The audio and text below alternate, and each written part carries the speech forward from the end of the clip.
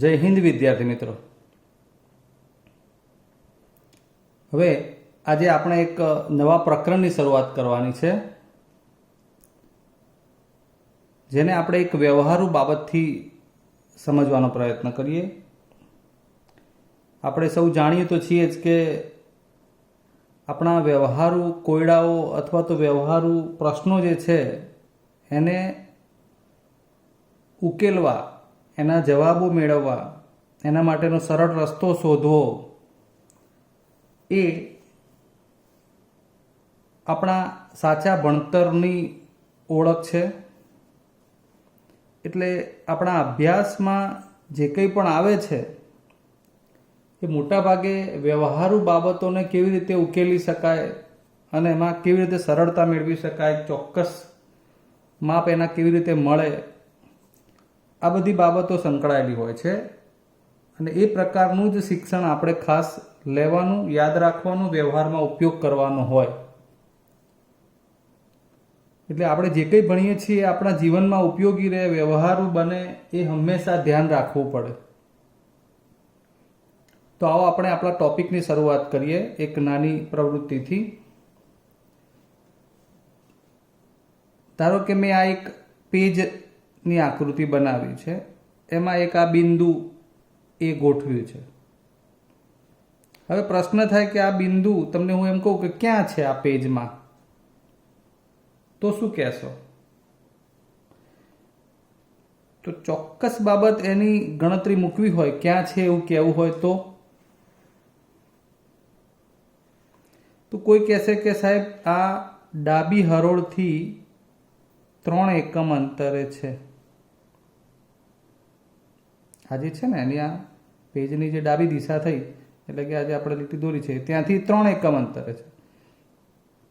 તો 3 એકમ અંતરે તો આમ બીજું બિંદુ પણ મળે ને, અહીંયા પણ મળે, અહીંયા પણ મળે, તો હજુ એ ચોક્કસ નથી। તો એને ચોક્કસ બનાવવા માટે તમે ઉપરથી કે નીચેથી, આપણે એમ કહીએ કે આ નીચેથી 7 એકમ અંતરે છે। હા, તળિયાની જે રેખા છે ત્યાંથી 7 એકમ અંતરે, ડાબી બાજુની રેખાથી 3 એકમ અંતરે, એટલે હવે આ પેજમાં આ બિંદુનું સ્થાન ચોક્કસ થઈ ગયું। ક્લિયર? એટલે આ બિંદુને દર્શાવવા આપણને 2 સ્વતંત્ર બાબતની જરૂર પડે છે, એવું હાલ આપણે સમજીએ।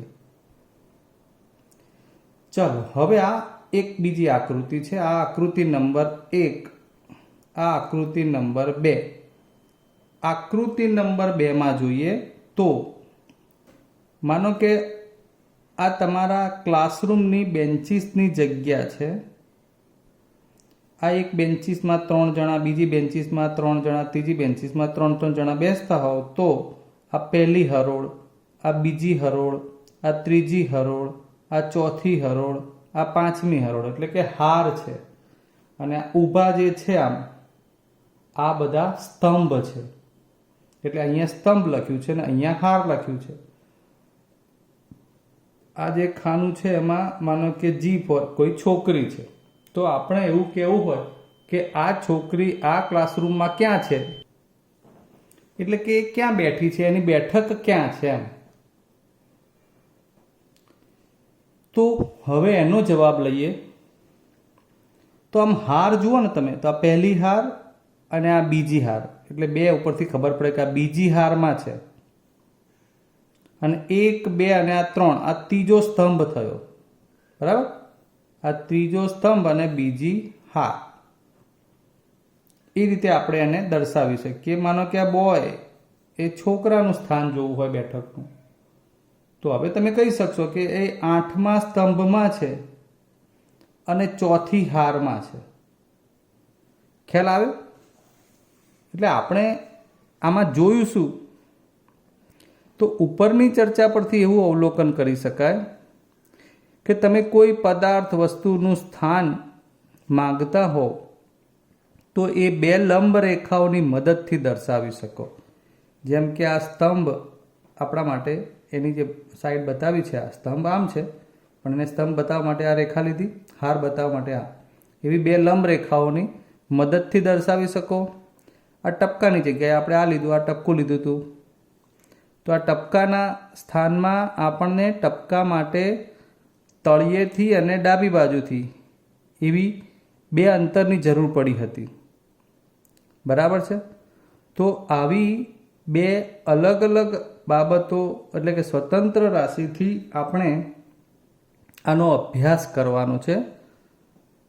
આ સરળ વિચાર જ ગણિતશાસ્ત્રનો ખૂબ જ પ્રતિષ્ઠિત મહત્વની શાખા, જેનું નામ છે યામ ભૂમિતિ, એના ઉદ્ભવનું પહેલું પગથિયું બન્યો હતો. બરાબર છે કે આપણે કોઈ વસ્તુનું સ્થાન નક્કી કરવું હોય ને આલેખ પત્રમાં એને કદાચ દર્શાવીને વિચાર કરવો હોય તો એનું સ્થાન દર્શાવવા માટે આવી 2 સ્વતંત્ર રાશિઓથી આપણે એને દર્શાવી શકીએ. આ એક જે શરૂઆત થઈ છે, જેમાં એક ગણિતનો અભ્યાસ, એને કહીશું આપણે યામ ભૂમિતિ. અને એવું કહેવાય છે કે ગણિતશાસ્ત્રમાં આ યામ ભૂમિતિના પ્રણેતા ફ્રેન્ચ તત્વજ્ઞાની ગણિતજ્ઞ તરીકે જે વિખ્યાત છે રેને દ કાર્તે, એમણે આની શરૂઆત કરી હતી. તો આવો મિત્રો, આ તમારું પ્રકરણ નંબર, જેનું નામ છે યામ ભૂમિતિ, આ 3 છે. એમાં આપણે આજે વધુ અભ્યાસ કરીશું.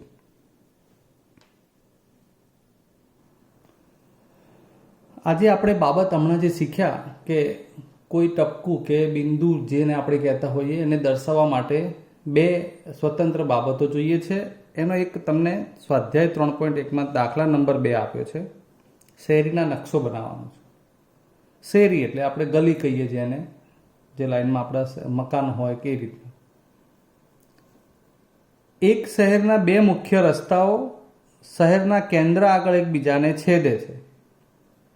આ 2 રસ્તાઓ ઉત્તર દક્ષિણ દિશાઓ અને પૂર્વ પશ્ચિમ દિશાઓમાં છે.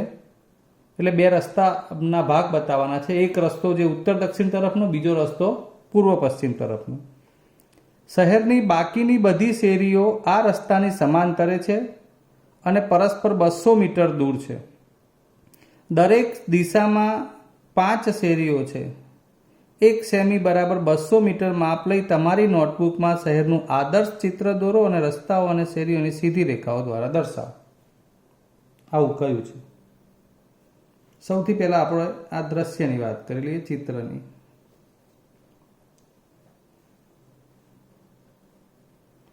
તો આ પશ્ચિમ, આ પૂર્વ, પશ્ચિમથી પૂર્વનો રસ્તો, આ ઉત્તર, આ દક્ષિણ.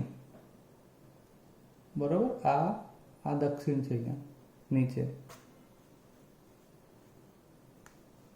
આ રવિ દક્ષિણનો, મતલબ કે આ ઉત્તરથી આ દક્ષિણનો રસ્તો, આ પશ્ચિમ પૂર્વનો રસ્તો. ચલો, એટલે કે ઊભી રેખા ઉત્તર દક્ષિણ, આડી રેખા પૂર્વ પશ્ચિમનો રસ્તો બતાવે છે. બંનેમાં શેરી, આ પશ્ચિમ પૂર્વથી પશ્ચિમની આ શેરી એક, પછી આ બંને શેરી વચ્ચે જે 200 મીટરનું અંતર કહ્યું છે તે, પછી બીજી શેરી, ત્રીજી શેરી, ચોથી શેરી, 5મી શેરી. એ રીતે ઉત્તર દક્ષિણમાં પણ શેરી, આ ઉત્તરથી દક્ષિણ તરફ આ એક શેરી, બીજી, ત્રીજી, ચોથી અને 5મી. બરાબર, આ ઘાટી રેખા જે છે એ રસ્તો બતાવે છે. આ રીતે એમણે જે કહ્યું એ પ્રમાણે આપણે આદર્શ નકશો બનાવ્યો છે. બરાબર. હવે બીજી બાબત જે કહી છે એની ચર્ચા કરીએ. હવે આગળ લખી છે બાબતમાં, પ્રશ્નમાં જવાબ બીજો માંગ્યો છે એ પ્રમાણે, તમારા નમૂનામાં શહેરમાં ઘણી બધી છેદતી શેરીઓ છે. એ આપણે જોઈ.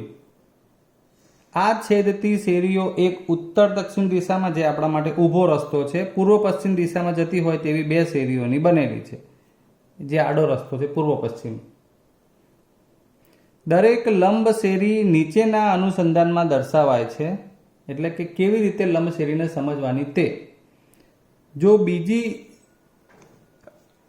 શેરી ઉત્તર દક્ષિણ દિશામાં અને 5મી શેરી પૂર્વ પશ્ચિમ દિશામાં ક્યાંક મળતી હોય, ઉત્તર દક્ષિણ દિશાની શેરી એનો નંબર 2 લેવાનો છે, પૂર્વ પશ્ચિમ દિશાની શેરી એનો નંબર 5 લેવાનો છે. તો એને આપણે આવી રીતે દર્શાવીશું, 2, 5 એમ કે છે. બરાબર? એ પ્રમાણે બાકીની શેરી માટે ચર્ચા કરવાની છે. તો હવે જોઈએ, આ રહી ઉત્તર દક્ષિણ દિશા,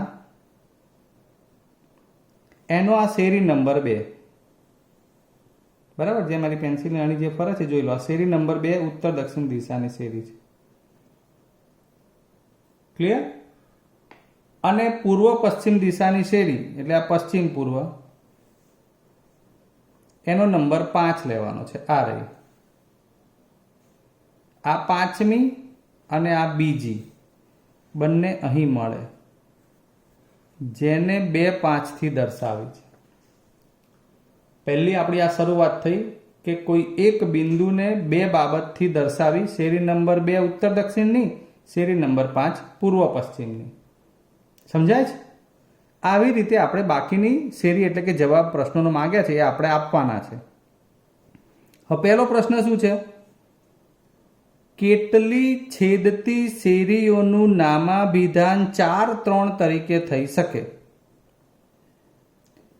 પહેલા તો 4 3 તરીકે નામાભિધાન એટલે શું? તો 4 ને આપણે શું ગણશું? ઉત્તર દક્ષિણની શેરી, 3 ને પૂર્વ પશ્ચિમની શેરી. તો આવો જોઈએ, આ રહી ઉત્તર દક્ષિણની શેરી નંબર 4. હવે એને મળતી હોય તેવી પૂર્વ પશ્ચિમની શેરી નંબર 3. આ રહી આ જગ્યા જે 4 3 બતાવે છે. મતલબ કે 4 નંબરની શેરી જે છે એ ઉત્તર દક્ષિણ છે, 3 નંબરની શેરી છે એ પૂર્વ પશ્ચિમની છે. પ્રશ્ન શું છે કે કેટલી છેદતી શેરીઓનું નામાભિધાન 4 3 તરીકે થઈ શકે? બીજી કોઈ જગ્યાએ તમે આવું 4 3 એવું દર્શાવી શકશો કે જેમાં ઉત્તર દક્ષિણની શેરી 4 નંબરની લેવાની હોય અને પૂર્વ પશ્ચિમની શેરી 3 નંબરની લેવાની હોય એવી આ એક જગ્યા છે? શું બીજી જગ્યા આવી મળશે? એવો પ્રશ્ન છે. તો એનો જવાબ થશે ના. કેમ? તો આપણે 2 સ્વતંત્ર માહિતીનો ઉપયોગ કરતા હોવાથી શેરીઓના દરેક છેદ બિંદુ અનન્ય મળે. એક અને માત્ર એક જ આવું નામાભિધાન થાય કે જેમાં 4 અને 3 લખી શકાય. અને એવી જ રીતે બીજો પ્રશ્ન છે, એમાં પણ એવું પૂછ્યું છે કે એમાં નામાભિધાન 3 અને 4 તરીકે થતું હોય એવી બીજી કોઈ શેરી બનશે? તો એનો જવાબ પણ ના છે. કારણ કે છેદતી શેરીઓ પૈકી એક અને માત્ર એક જ વખત એવું બને કે જેમાં આ 3 અને આ 4 જે અહીં મળે છે એવું શક્ય બને. બરાબર છે? ઉત્તર દક્ષિણની ત્રીજી અને પૂર્વ પશ્ચિમની ચોથી શેરીનું આ સ્થાન જે છે એવું એક અને માત્ર એક જ વખતે બનશે. એટલે આપણે તારણ શું કાઢ્યું આમાંથી? એવું વિચારવાનું થાય કે આ રીતે 2 લંબ રેખાઓની વચ્ચે કોઈ ટપકું બિંદુ કે સ્થાન લેવાનું હોય તો એ સ્થાન આપણે અનન્ય રીતે જ દર્શાવી શકીએ. હવે આપણે એનું આગળ મૂળભૂત કામ શરૂ કરીશું. આલેખપત્ર ઉપરથી પણ એની સમજ કેળવીશું અને એને આલેખથી દર્શાવવાના થાય. યામ ભૂમિતિને યામ શબ્દ જે વાપર્યો છે એમાં યામ શું છે એનો જે અભ્યાસ છે એ સમજીએ. તો આવો મિત્રો, હવે આપણે આગળ માહિતી એકઠી કરીએ, સમજીએ. તમે યામ ભૂમિતિમાં જે પેજ આલેખપત્ર તરીકે લો છો એને અત્યારે તો મેં અહીંયા વ્હાઇટ પેજમાં બતાવ્યું છે. એ જે પેજ બને એનું યામ સમતલ તરીકે આપણે લઈશું. સમતલ એટલે સમથળ હોવું જોઈએ. જેમાં 2 પ્રકારની રેખા દર્શાવેલી છે. એક છે આડી રેખા, જેને સમક્ષિતિજ રેખા કહેવાય. મારી પેન્સિલનો ભાગ અણીનો જ્યાં ફરે છે તે આડી રેખા, સમક્ષિતિજ રેખા. બીજી છે ઊભી રેખા, આ રહી, જેને શિરોલંબ રેખા કહેવાય. બધું લખાણ મેં બાજુમાં લખ્યું છે. આ બંને રેખાઓ પરસ્પર કાટખૂણે બનાવવાની હોય. અહીં કાટખૂણો બનતો હોય આમ ચારે જગ્યાએ, એટલે પરસ્પર આ બંને રેખાઓ લંબ છે એવું કહેવાય. અક્ષો છે, આ આડી રેખા સમક્ષિતિજ રેખા એને એક્સ અક્ષ એવું કહ્યું છે. આનું નામાભિધાન તો કરવું ને, સમતલમાં આપણે આ બધી બાબતો સમજવાની હોય. એટલે ઊભી રેખા, શિરોલંબ રેખા એને વાય અક્ષ કહેવાય. હું જે કંઈ બોલું છું એ બધા ટૂંકા પ્રશ્નો છે. હવે આ એક્સ અક્ષ અને આ વાય અક્ષ બંને જ્યાં છેદે છે એ બિંદુ એને ઉગમ બિંદુ કહેવાય. જ્યાં મેં ઉ બી એવું લખ્યું છે એ ઉગમ બિંદુ ઓ તરીકે દર્શાવાય. એને કારણે અહીં આ અક્ષો ઉપર 4 કિરણ બને. એક OX, OX ડેશ, આ અક્ષને XX ડેશ થી દર્શાવ્યું છે, અને OY, OY ડેશ. હવે આ X અક્ષ ઉપર સંખ્યા રેખાની જેમ જે બિંદુઓ કે સંખ્યા લખવાની છે એ સંખ્યા માટે કિરણ OX, એટલે અહીંથી શરૂ કરવાનો, પેન્સિલનો છેડો જોવાનો અહીં તમારે, એ આ OX કિરણ થયું.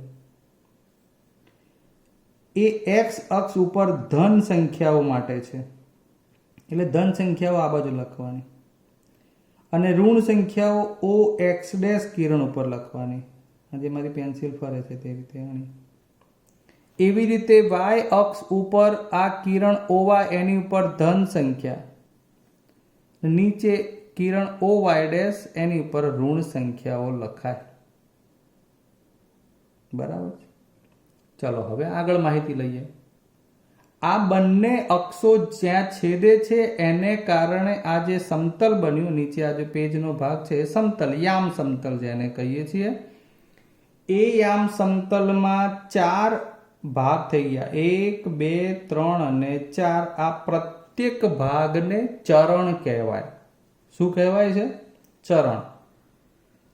એમાં એના ચોક્કસ સ્થાન આપવામાં આવે. આ પ્રથમ ચરણ કહેવાય, આ દ્વિતીય ચરણ, આ તૃતીય ચરણ અને આ ચતુર્થ ચરણ.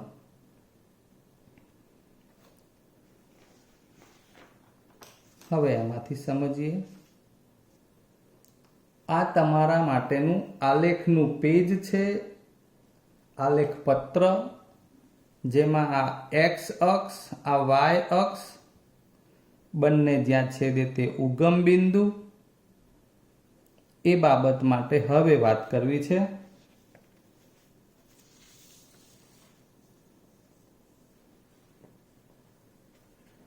તો આ જે ચરણ છે, પ્રથમ ચરણ, તો સૌથી પહેલા તો આ ચરણ એટલે અહીંયા ખૂણો બને. જુઓ,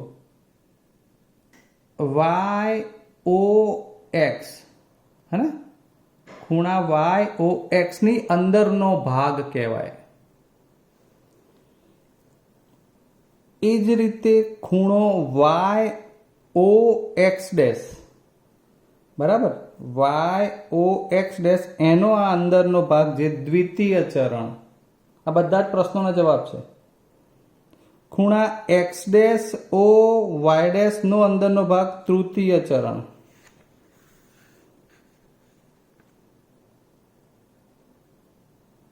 ખૂણા XOY ડેશ એની અંદરનો ભાગ ચતુર્થ ચરણ. સમજ્યા? પ્રથમ ચરણ તો XOY ની અંદરનો ભાગ, X ડેશ OY ડેશ ની અંદરનો ભાગ દ્વિતીય ચરણ, X ડેશ OY ડેશ ની અંદરનો ભાગ તૃતીય ચરણ, XOY ડેશ ની અંદરનો ભાગ ચતુર્થ ચરણ.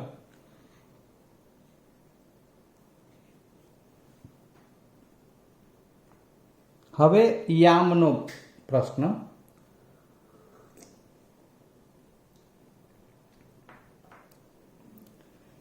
પ્રથમ ચરણમાં આપણે બિંદુ દર્શાવવાની જે વાત કરીશું ને, હું બિંદુ બોલે એનો મતલબ પહેલા તો બિંદુ તરીકે આપણે ઉગમ બિંદુ માટે સમજીએ. આ જે જગ્યા છે કે જ્યાં એક્સ અને વાય એક્સ બંને છેદે છે, આ ઉગમ બિંદુ. બરાબર, આ પેન્સિલનો જે ભાગ બતાવે ને આ બિંદુ એ ઉગમ બિંદુ, જ્યાંથી ઉગમ સમજવાનું. તો એ ઉગમ બિંદુ એના યામ બોલું એટલે શું? તો એ ઉગમ બિંદુમાં એક્સ અક્ષ ઉપર પણ 0 મળે, વાય અક્ષ ઉપર પણ 0 જ મળે, એટલે એના યામ થાય 0 0. એમ બાકીના ચરણમાં જે બિંદુઓ હોય એના યામ કયા એવું સમજીએ. તો માનો કે આ પ્રથમ ચરણ, એમાં કોઈ બિંદુ હોય તો એના યામ સમજવા છે. તો માનો અહીં કોઈ બિંદુ છે, તો આ બિંદુના યામ સમજવા માટે પહેલા તો આપણે આ બિંદુ દર્શાવીએ છીએ તે બાબત સમજીએ કે અહીંથી આ બિંદુ માટે તમે એક્સ અક્ષ ઉપર લંબ દિશામાં જશો. આ જુઓ, એટલે આ ભાગમાં આ લંબ દિશામાં તમને 3 મળ્યા. એને એનો એક્સ યામ કહેવાય. અને એ રીતે આ બિંદુથી વાય અક્ષ ઉપરનું જે લંબ અંતર છે એને એનો વાય યામ કહેવાય. એ પણ માનો 3 લીધું છે. અહીંયા બિંદુ હોય તો આ 3 બને અને આ વાય 4 બને. શરૂઆત છે એટલે આપણે હજુ માહિતી ઘણી લેવાની છે આમાં. તો આમ જે લખ્યું આપણે બિંદુ, એને 2 સંખ્યાથી લખ્યું. એ સંખ્યા માટે જે પહેલી સંખ્યા છે એ ક્યાંથી મળે? તો આ બિંદુથી એક્સ અક્ષ સુધીનું લંબ અંતર એટલે એક્સ યામ બને. આ બિંદુથી વાય અક્ષ સુધીનું લંબ અંતર એટલે વાય યામ બને. સમજ્યા? એ ચર્ચાની વાત છે. તો એવી રીતે આપણે આ આલેખના ચારેય ચરણના બિંદુના યામ સમજવા છે. પ્રથમ ચરણ માટે તમે જ્યારે વિચારશો ત્યારે તમને આ બંને યામ ધન જ મળશે, કારણ કે એક્સ અક્ષ ઉપર અહીંયા ધન સંખ્યા છે, વાય અક્ષ ઉપર પણ ધન, એટલે મેં પ્લસ પ્લસ એવું લખ્યું છે. આમ પ્રથમ ચરણના યામ થઈ જશે પ્લસ પ્લસ. ચલો બીજું અથવા દ્વિતીય ચરણ કે જેમાં પહેલો યામ એક્સ યામ જ લખવાની પ્રથા છે, બીજો યામ વાય યામ. પહેલા શું લખવાનું છે? એક્સ યામ જ, બીજા યામ તરીકે વાય. તો તમારે એક્સ યામ એટલે એક્સ અક્ષ ઉપર અહીં શું છે જુઓ, આ ઋણ સંખ્યાઓ હશે બધી. આ ઋણ સંખ્યા છે એનો મતલબ કે એક્સ યામ ઋણ અને વાય અક્ષ ઉપરની સંખ્યા અહીંથી લેવાની છે, તે ધન છે. એટલે એ પ્રમાણે દ્વિતીય ચરણના યામ માઇનસ પ્લસ થશે. તૃતીય ચરણ માટે વિચારો તો તૃતીય ચરણ માટે જોઈ શકાય છે, એમાં તમને બંને ઋણ મળે છે. જુઓ, આ પણ ઋણ એક્સ યામ અને વાય યામ પણ ઋણ ઋણ ઋણ, એટલે તૃતીય ચરણના યામ થઈ જશે માઇનસ માઇનસ. ચતુર્થ ચરણના યામ જુઓ તો એમાં એક્સ યામ જ પહેલો લેવાનો છે એટલે આ ધન છે, વાય યામ પછી લેવાના છે એટલે આ ઋણ. ક્લિયર? આમ ચારેય ચરણ માટે યામ વિચારી લો. પ્રથમ ચરણ, હવે આકૃતિ તમને આમ દેખાવી જોઈએ બંધ આંખે પણ મિત્રો, બરાબર છે? તો પ્રથમ ચરણના યામ થઈ ગયા બંને પ્લસ પ્લસ, સામે તૃતીય ચરણમાં બંને માઇનસ માઇનસ, દ્વિતીય ચરણમાં માઇનસ પ્લસ, તો ચતુર્થમાં એનું વિરોધી પ્લસ માઇનસ છે. આ મેળવી આપણે યામ સમતલમાં અક્ષોની બિંદુની માહિતી. હજુ એક પ્રશ્ન છે કે આ તો બિંદુઓ ચરણમાં છે એટલે, પણ કોઈ બિંદુ અક્ષ ઉપર હોય તો એનું શું? જેમ કે આપણે એવું કહીએ કે અહીંયા આ 5 છે, આ એક બિંદુ તો ખરું છે, યામ સમતલનું જ બિંદુ, પણ ક્યાં છે? તો એક્સ અક્ષ ઉપર છે એવું કહેવાય. OX કિરણ ઉપર છે એવું કહેવાય. અહીંથી આ વાંચો ને તો આ કિરણ OX કહેવાય. એક્સ અક્ષ ઉપર ને એમાંય કિરણ કયું? તો OX ઉપર. આમ તો અક્ષ આ આખું બને, અહીંયા હોય તો આપણે OX' કિરણ ઉપર કહીએ. તો આનું શું? આ બિંદુ માટે એક્સ યામ કયો? તો કે જે સંખ્યા હોય તે જ. આ બિંદુ માટે એક્સ યામ એટલે 5, પણ એનો વાય યામ તો આપણે કહ્યું છે કે એ બિંદુથી વાય અક્ષ સુધીનું અંતર એ એનો વાય યામ બને. તો આપેલ જે બિંદુ છે આ એનો એક્સ યામ એટલે એક્સ વાળી સંખ્યા તો પોતે જ છે, એમાં તો નીચે જવાનો સવાલ જ નથી આવતો. પણ વાય યામ માટે આપણે વાય અક્ષ ઉપર જવું હોય તો અહીંથી જ જવાય. આમ શું મળ્યું? આ વાય યામ ઉપર આ વાય અક્ષ છે ને, તો વાય અક્ષ સુધીનું અહીંથી આ અંતર એટલે એમાં સંખ્યા કઈ મળે છે? 0.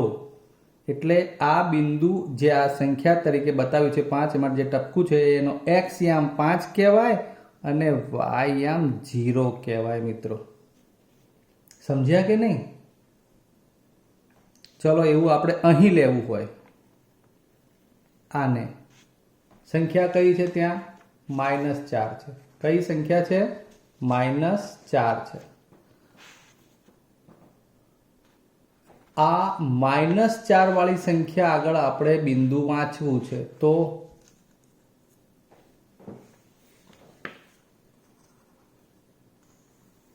કેવી રીતે વાંચશું એને? તો હવે વિચારો, આ -4 જે એનો વાય યામ થશે, વાય અક્ષ ઉપર છે ને સંખ્યા, તો વાય યામ તરીકે -4, પણ એક્સ યામ તરીકે શું? તો જાઓ હવે એક્સ અક્ષ ઉપર, ત્યાંથી અહીંથી આ એક્સ અક્ષ ઉપર શું મળ્યું? અહીંયા આગળ -4 થી એક્સ અક્ષ ઉપર શું મળ્યું? 0.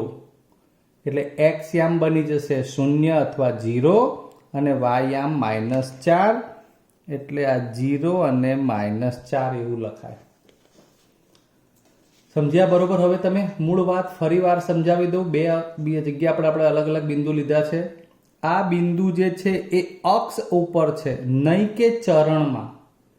આ 5 ઉપર બતાવેલું એટલે એનો એક્સ યામ પોતે 5 બની જાય અને અક્ષ ઉપર છે એટલે આપણે સમજ્યા એ પ્રમાણે ત્યાંથી વાય યામ માટે વાય અક્ષ ઉપર જાઓ એટલે 0 મળે, એટલે ઓટોમેટિક વાય યામ તરીકે 0 ગોઠવાઈ જાય. એમ અહીં આ વાય અક્ષ ઉપર છે તો -4 એ વાય યામ તરીકે પાછળ લખાય, આગળ નહીં. અને તેનો એક્સ યામ શોધવા માટે એક્સ અક્ષ ઉપર જાઓ છો તો 0 મળે છે, એનો મતલબ કે આગળ 0. એટલે હવે એક તારણ બીજું નીકળે કે જો અક્ષ ઉપર બિંદુ હશે ને, આમ અક્ષ ઉપર, તો જો એક્સ અક્ષ ઉપર હશે તો એનો વાય યામ 0 હશે અને વાય અક્ષ ઉપર હશે તો એનો એક્સ યામ 0 હશે. સમજી ગયા વાતને મિત્રો? એક્સ અક્ષ ઉપર હશે તો વાય યામ 0, વાય અક્ષ ઉપર હશે તો એક્સ યામ 0 હશે. તો આજે આપણે આલેખ માટેની બધી જ બાબતોની માહિતી લીધી છે. હવે આવતા લેક્ચરમાં આપણે આવા બિંદુઓનું નિરૂપણ અને એ બે બિંદુને જોડવાથી બનતી આકૃતિઓ એ બધો અભ્યાસ કરી શકીએ. બરાબર છે? તો આવતા પીરિયડે મળીશું, આવતા વિડીયોએ મળીશું. ત્યાં સુધી રજા લઈએ. જય હિન્દ.